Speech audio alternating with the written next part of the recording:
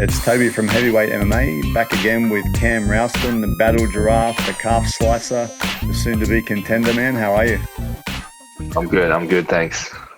Bro, exciting stuff again, back on the contender for a take two. How's it all feel, man? Are you feeling pumped? Yeah, I feel good. It's almost like it's deja vu. Not like Groundhog Day, but it's a bit of deja vu. Like it feels very familiar, which is good. So it's I don't feel like anything's going to really catch me off guard. Bro, it was only a couple of weeks ago you were in Las Vegas going through some press and some media obligations, photo shoots, etc. That would sort of wake you up a bit to the fact that it's a pretty serious event, right?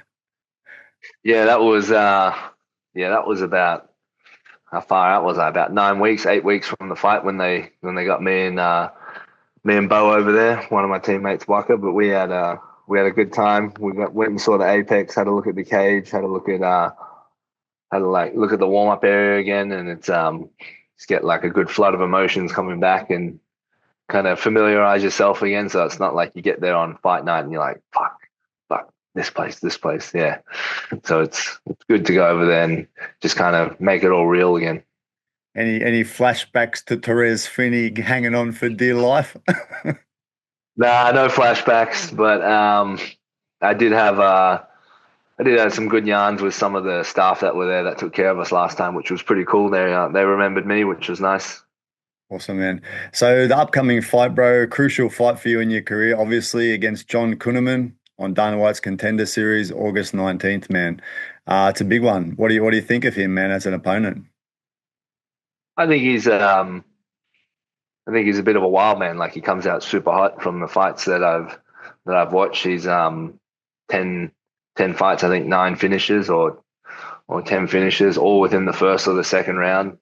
Actually, funnily enough, I met him at the hotel as I was checking in to drop my bag off, and I was like scanning the card on the door handle, having a little trouble, and then the door across the hallway opened up from me and Bo, and turn around. This guy's like, "Oh, Cam Rowston," and I was like, "What the hell?" Turn around, and it's him, and I had to like double take, and I was like, "Oh shit!"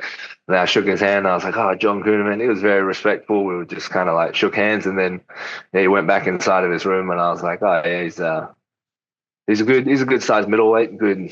He's not like 5'3", 5'3" wide or anything, but about 6 foot. Good solid build and set of shoulders on him. It's kind of good, isn't it? Like to at least get that little face to face just to kind of visualize him in your mind and that. Yeah, I think so. I think it's good to just see get a we shook hands as well, so I got to feel his grip strength. But yeah, I think that's a lot better than just seeing them for the first time at like weigh-ins or something.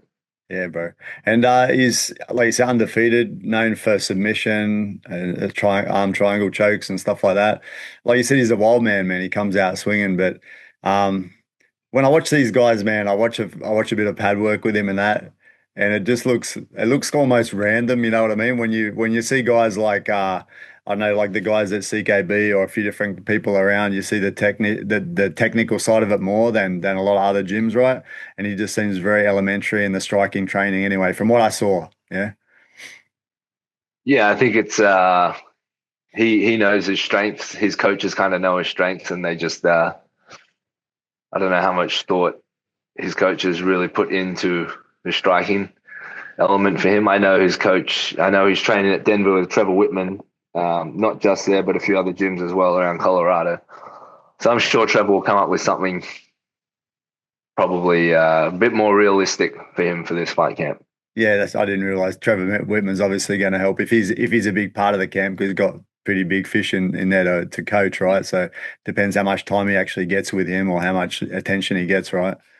Yeah. Mm, yeah. I reckon straight down the line, bro. Obviously, swinging punches, bro. You're nice and rangy, straight down the center, and obviously don't let him on top. They're the kind of keys, right? Oh, that's the game plan. You've been reading the notes. Again, bro. You got my little notebook. Yeah. That's it. That's it, man. Bro, and coming back from the other one, is there any psychological thing that weighs on you from the other contender loss to Torres, or is that just like a wake up to be more active? Actually, you've actually come to life a bit in your fight since then, right? Like you seem a bit different in your mentality, man. I don't know, a little bit more like enjoying it and a bit more aggressive in that. You think? Yeah, I think it was definitely like a bit of a not a wake up call, but just a reminder that you have to be active in the sport. I think to be good. Like I think ring rust is a real thing. It was probably almost 2 years, or maybe a year and just over a year and a half since I had my last MMA fight. When I had that Torres Finney fight, and it was we just kind of I had a few fights lined up, but just bad luck. And then the UFC was still willing to offer me a spot on the Contender Series. So like we just obviously you're going to take it if you get offered the spot. But then I just took as many fights as I needed to until they said, "Yep, we'll have you back again," which ended up being three. It could have been four, could have been five, could have been two, but it just ended up being three. Yeah. And across that process of having the three fights, I think I kind of found out that I do still love the sport and that I love to train, and been getting a little bit older, and there's a lot of younger boys coming under me in the gym. I'm now the old guy in the gym, and I found out that I'm actually quite a bitter old man, and I hate to lose on the mat. So that also woke up something inside of me, and it Yeah. kind of manifests itself post fights in a lot of the speeches and just my mentality.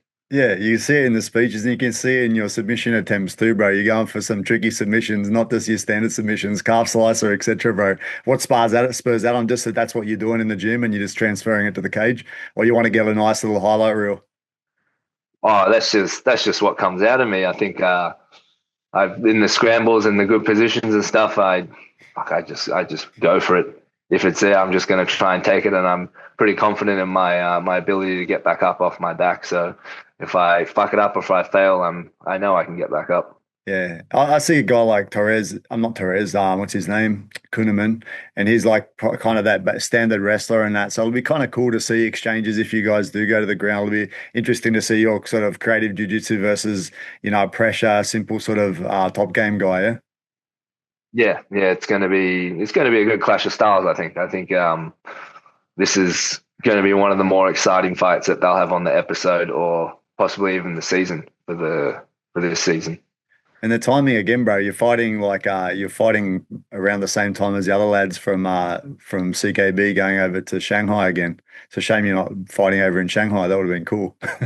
Oh, that would have been awesome to go over and fight in Shanghai with Loza and Aaron, and there might be one more.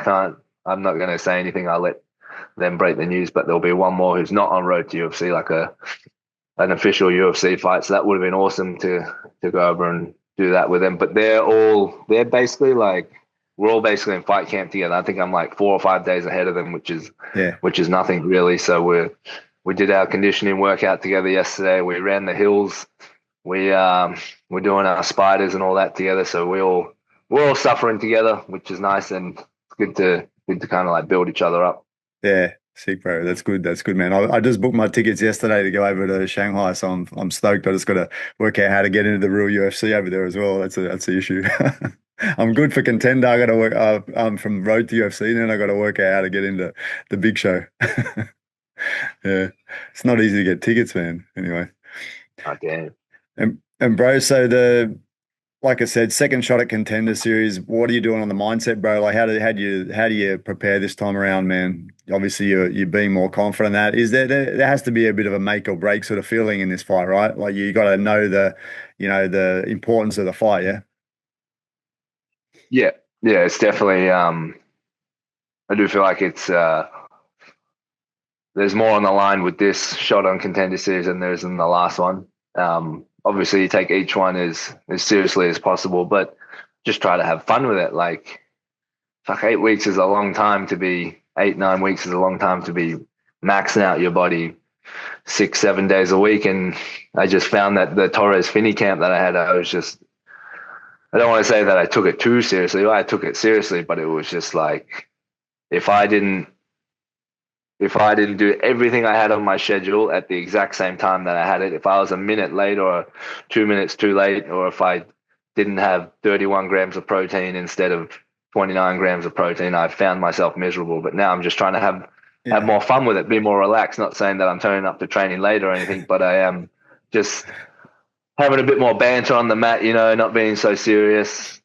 yeah. Just yeah, just trying to enjoy it a lot more, enjoy the training and just soaking up and being on the mats more.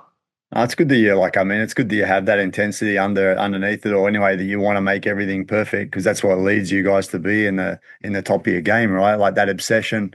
So yeah, but dialing it back that little bit isn't going to affect you. It might affect you more in a positive way, right? Mm, Yeah. yeah, definitely. All right, bro. So, one other question. I was just wondering because you've been over in New Zealand so long, you pretty much turned into a Kiwi. You miss Australia at all? I was just wondering. Let me show you something. Hang on. I love bringing this out, especially at the gym. I'm gonna turn the camera around for a sec. Hang Yeah. on. Eugene hates this. I love this. So as an Australian, when you have a full driver's license, you can just go over to New Zealand and they'll just give you one of these. Here we go. Kiwi driver The New license. Zealand driver's license, they just give you them. You don't even have to sit a test. You don't have to sit an eye test. Nothing. Yeah, it's Just give me cool. one of these. So Nice. this even has more. When it got issued, it has a 10-year expiry date, which I think is 5 year, which is double the time of my Australian uh, my New South Wales driver's license. So Yeah. I'm playing both sides of the fields here, Toby. That's it, bro. You got to go where you got to go. Hey, bro. I remember a while back on the Eugene topic. I can't remember why I did it, but I think it might have been when he cut out the Australian flags on your Rashi. I sent him like an Australian jersey or something, like a football or a soccer jersey. I just bought a cheap one online and sent it over to him. Thought he might enjoy it. I think you use that as toilet paper. I'm sure he probably would have. He would have gone, "What the fuck?" But I thought it'd be funny to do. Yeah. Anyway, bro. All right, man. Well, best of luck in the fight. Obviously, I'll be online live watching, supporting from Macau, China, bro. And I hope you do the best you can do. And I hope you kick Jon Kunnerman's ass back to the States or you stay in the States. Yeah. Looking forward to it.